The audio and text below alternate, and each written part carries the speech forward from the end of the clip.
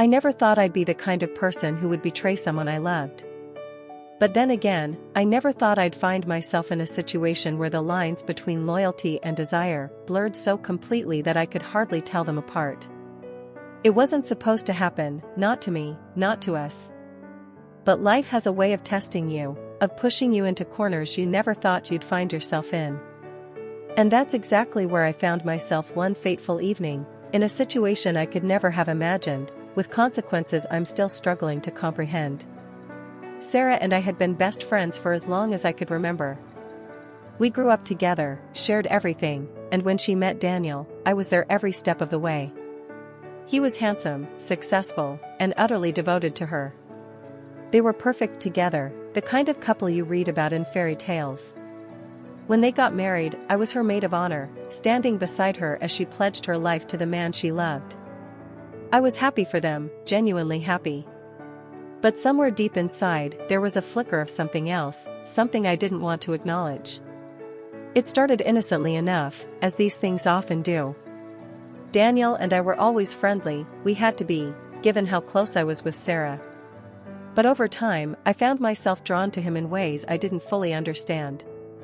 He was charming, easy to talk to, and there was a warmth in his smile that made me feel special, even when I knew I shouldn't. One evening, after a long day at work, I found myself at Sarah and Daniel's place for dinner. It was a regular occurrence, something we'd done dozens of times before. Sarah was in the kitchen, finishing up the meal, and Daniel and I were sitting in the living room, chatting about our day. I was tired, a little stressed, and as we talked, Daniel reached out and placed a comforting hand on my shoulder. It was a simple gesture, something that should have meant nothing. But the warmth of his touch sent a shiver down my spine, and for a brief moment, I found myself wishing it had been more. I pushed the thought away, ashamed of myself for even considering it. This was Daniel, my best friend's husband. I had no right to feel anything for him beyond friendship. But as the evening wore on, I couldn't shake the feeling that there was something more between us, something that had been simmering just beneath the surface for far longer than I'd realized. After dinner, Sarah excused herself to take a call from work, leaving Daniel and me alone in the living room. The silence between us was thick with unspoken tension, and I could feel my heart racing as I struggled to keep the conversation light. "Do you want some wine?" Daniel asked, breaking the silence. "Sure," I replied, grateful for the distraction. He poured us both a glass, and as we sat there sipping our drinks, the tension between us only seemed to grow. I could feel his eyes on me, and every time our gazes met, I felt a jolt of something I couldn't quite name. It was like standing on the edge of a cliff, knowing that one wrong step could send me tumbling over, but unable to step back. "I'm glad you're here," Daniel said softly, his voice carrying an undercurrent of something I couldn't ignore. "I'm glad to be here," I replied, trying to keep my voice steady. He smiled, but there was a sadness in his eyes that I hadn't noticed before. "You know, sometimes I feel like you're the only person who really understands me." My heart skipped a beat, and I felt a surge of guilt mixed with a strange sense of longing.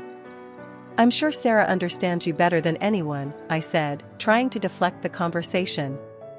Daniel shook his head, his expression turning serious. "She's wonderful, don't get me wrong. But there are things I can't talk to her about, things I don't think she'd understand.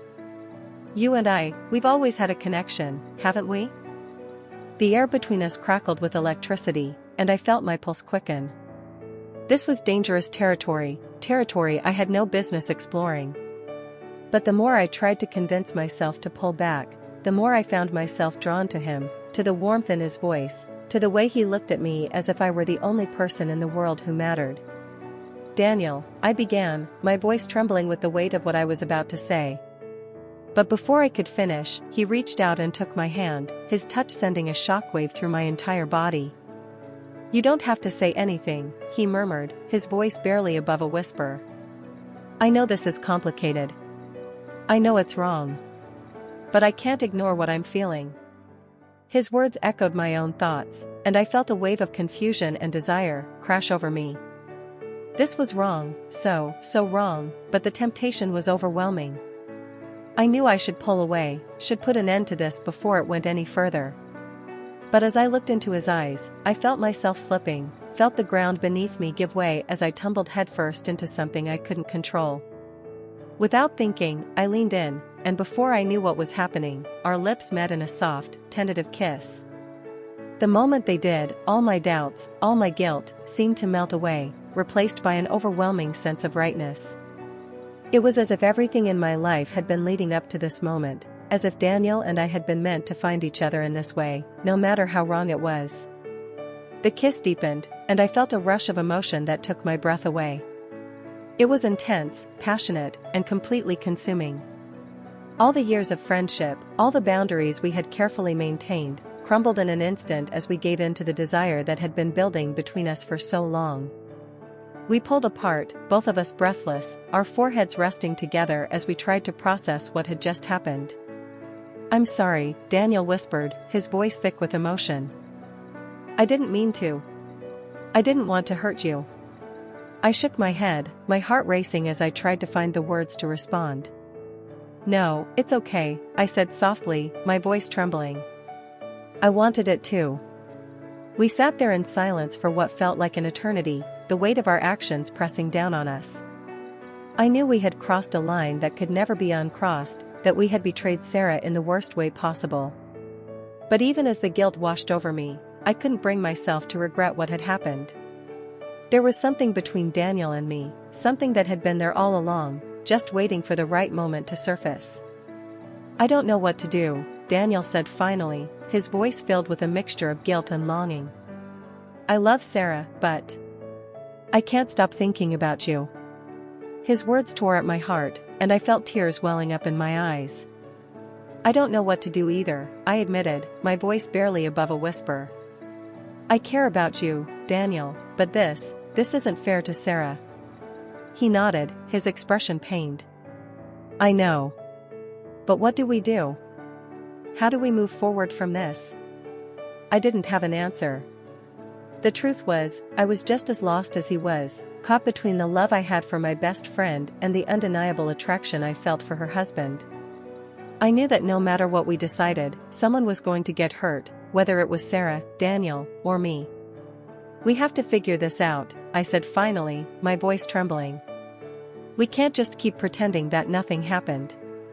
"But I don't know how to tell Sarah. I don't know how to break her heart like that." Daniel sighed, his shoulders slumping as he ran a hand through his hair. "I know. I hate the thought of hurting her. But I also hate the thought of losing you." His words hit me like a ton of bricks, and I felt a fresh wave of guilt wash over me. How had we let things get this far? How had we allowed ourselves to betray the one person who had always been there for us, who trusted us completely? "We have to tell her," I said, my voice firm despite the fear that gripped me. "She deserves to know the truth, no matter how much it hurts." Daniel nodded, though I could see the fear in his eyes. "You're right," he said quietly. "But it's going to destroy her. How do we even begin to tell her something like this?" I didn't have an answer. All I knew was that we couldn't keep this secret, couldn't continue living a lie. The guilt was already eating away at me, and I knew that the longer we kept it hidden, the worse it would become. "We'll figure it out," I said, trying to reassure both him and myself. "We'll tell her together, and we'll deal with the consequences, whatever they may be." Daniel nodded, his expression resigned.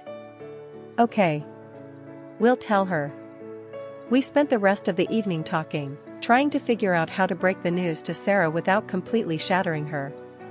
But no matter how we framed it, no matter how we tried to soften the blow, we knew that there was no easy way to do it. The truth was going to hurt, and there was no way around it. The next day, Daniel and I met at a small cafe. Away from prying eyes, to finalize our plan. My nerves were shot, my heart pounding in my chest as we discussed how to approach the conversation with Sarah. I couldn't believe we were actually going to do this, that we were about to tear apart the life we had built with her. But there was no other option. The truth had to come out. That evening, we gathered at Sarah and Daniel's place, the tension between us so thick it was almost suffocating. Sarah greeted us with her usual warmth, completely unaware of the storm that was about to descend on her. We sat in the living room, the three of us, and I could barely breathe as I waited for Daniel to start the conversation. My hands were trembling, my heart aching with the knowledge of what was about to happen. Finally, Daniel took a deep breath, his voice steady, despite the turmoil I knew he was feeling. "Sarah, there's something we need to talk to you about. Something important."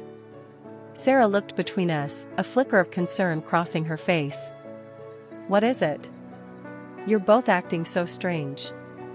Daniel hesitated for a moment, his eyes meeting mine, and I gave him a small nod, urging him to continue. He reached out and took Sarah's hand, his voice trembling as he spoke. "Sarah, there's no easy way to say this, and I'm so sorry. But something happened between Anna and me, something that shouldn't have happened." Sarah's face went pale, and she stared at him in disbelief. "What do you mean?" she asked, her voice trembling. I couldn't hold back the tears any longer, and they spilled down my cheeks as I forced myself to speak.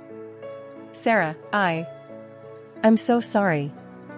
Daniel and we kissed.